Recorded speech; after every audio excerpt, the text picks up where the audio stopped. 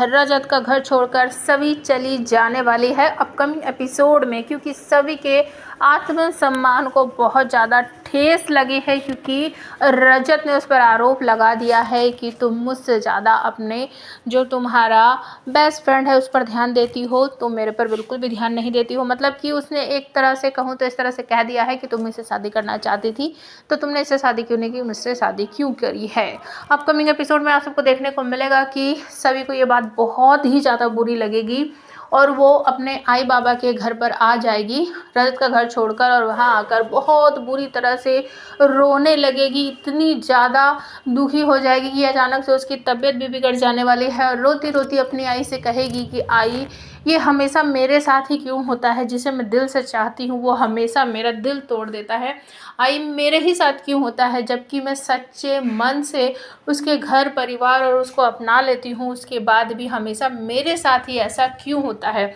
आई को कुछ समझ नहीं आता। आई पूछती है कि आखिर बात क्या है बाड़ा, वो तो मुझे बता। लेकिन सभी बहुत बुरी तरह से रोती पीटती रहती है और आखिरकार जब आई बाबा को इस बात का पता चलने वाला है कि रजत ने सभी से ऐसे ऐसे बोला है,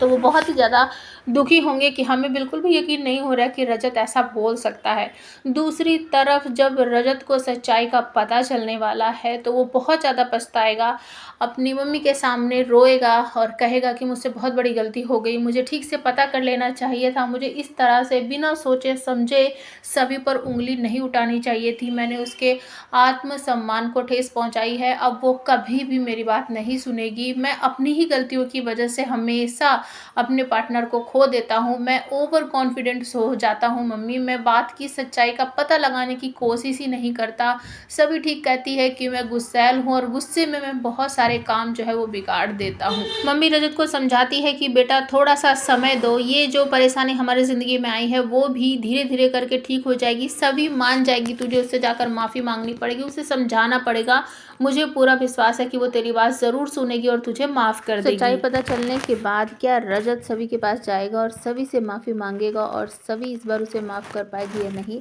आप हमें कमेंट करके ज़रूर बताना।